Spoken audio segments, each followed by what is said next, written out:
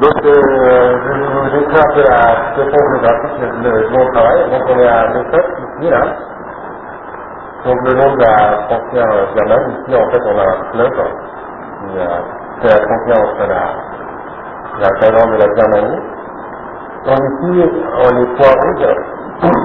Une carte qui a été réalisée par Matanton, comme vous l'avez appris la semaine dernière, pour faire Vertignan. Donc en rouge, c'est les camps réfugiés Karen. Donc le Karen 7 se trouve ici, devant la frontière. Et la taille du cercle représente la population.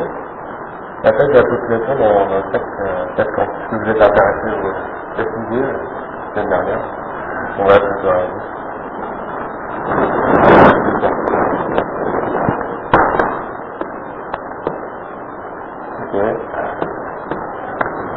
Donc cette présentation est composée de deux grandes parties. La première va concerner les enquêtes traversales. On va décrire les indicateurs et quelques analyses avec la collecte des données et un exemple d'études de prévalence dans les villages de la frontière en Germanie.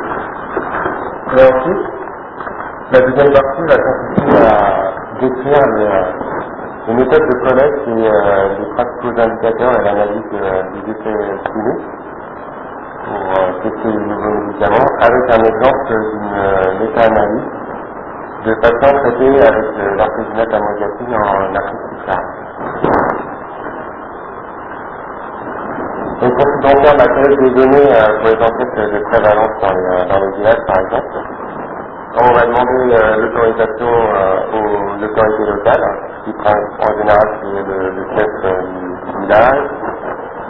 Comme ça on va pouvoir avoir un engagement de la population. Donc la collecte des données va commencer par faire un recensement général de la population du village et on va aussi dessiner une carte des ménages du village pour pouvoir ensuite travailler et avoir un peu une enquête exhaustive pour que tous les résidents des ménages soient enquêtés, pour pas rater des maisons, ou bien faire des enquêtes partielles où on va choisir aléatoirement une partie des ménages. Donc pour cette enquête, pour l'enquête partielle des ménages, on va donc faire une sélection aléatoire. Pour cela, en général, on divise le village par bloc et on peut prendre par exemple une dizaine de ménages dans chacun de ces petits blocs pour avoir une couverture générale de tout le village. Parce que parfois, certaines parties du village peuvent être à des situations géographiques un peu différentes, s'il y a plus d'eau, on attend. Donc les méthodes de dépistage qu'on va utiliser, ça va être soit un test rapide de détection.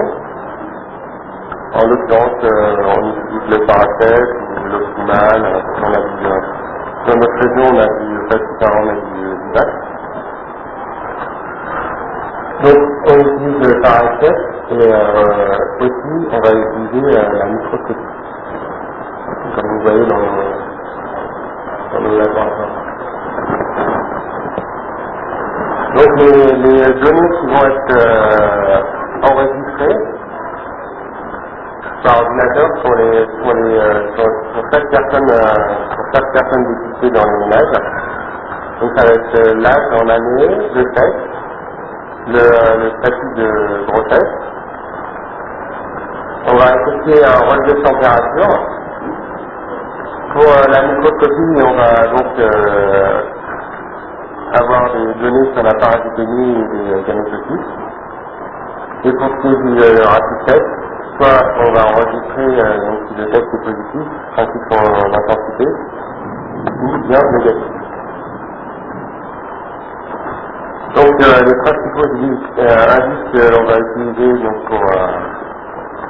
pour ce genre d'enquête, ça va être le pourcentage de la population qui est dépistée.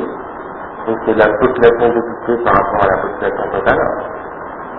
Pour voir si le nombre de personnes dépistées, si on a une couverture générale de la population pour une enquête exhaustive par exemple, ou bien pour avoir une population cible pour des enquêtes partielles. Donc on va étudier la prévalence donc du falciparum et du VIVAC des non falciparum, qui va être donc le nombre de personnes affectées, donc de personnes positives sur la population dépistée. On va essayer de mettre en évidence les différences de prévalence entre groupes d'âge et par sexe. Donc en général on prend les groupes d'âge de 0 à 4 ans, 5 à 14 ans et de 15 ans et plus. Donc on va essayer de mettre en évidence quel groupe de la population sera le plus à risque. Par exemple en utilisant le risque relatif, avoir des intervalles de confiance et puis utiliser une loi statistique 2. Un bon indicateur que l'on a chez nous, c'est le ratio entre le falciparum et le VIVAC. Donc on va étudier ce ratio par groupe d'âge et par sexe pour voir les différences, et puis pour voir les évolutions au cours des années, pour voir l'impact sur le village de la clinique qui est implantée à côté, ou alors l'impact de notre enquête. Si l'enquête est partielle, on va déterminer à partir de ces intervalles de confiance le nombre de cas infectés attendus à partir de la distribution de taille et par sexe de la population totale. On va avoir une petite idée du nombre de personnes qui doivent être traitées. Donc pour cela, pour savoir si notre enquête est bien réalisée par les méthodes de test rapide ou de microscopie, donc on va faire des évaluations du rapid test par rapport à la microscopie pour voir si le personnel a été bien entraîné à lire les rapid tests, pour voir si les rapid tests sont de bonne qualité, etc. Ensuite, on va procéder à un contrôle de qualité de notre laboratoire de microscopie. Donc pour cela, les principaux indicateurs vont être la sensibilité. Donc, test par rapport à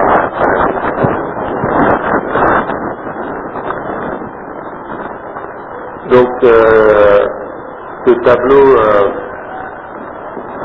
croisé permet de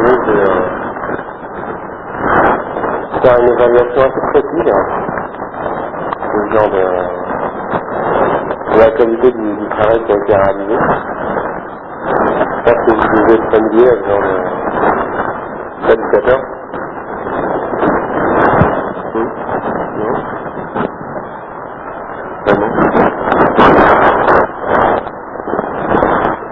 En tout cas, les principaux indicateurs, ça va être la sensibilité, la spécificité. Et on a aussi un bon indicateur, c'est le kappa, qui est calculé à partir des valeurs prédictives et des valeurs prédictives positives et négatives. C'est le rapport de proportion entre les résultats concordants attendus et observés.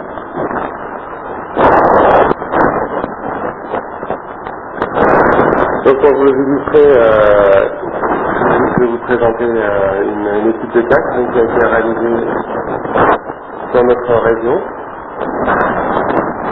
dans 2 villages de la frontière en face de notre clinique. Ah, c'est pas moi.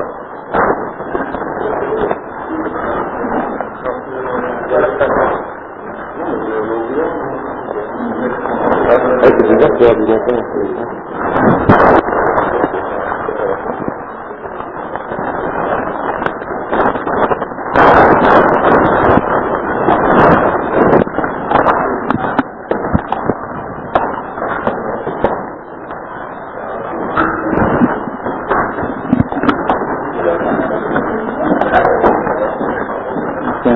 même dans le village.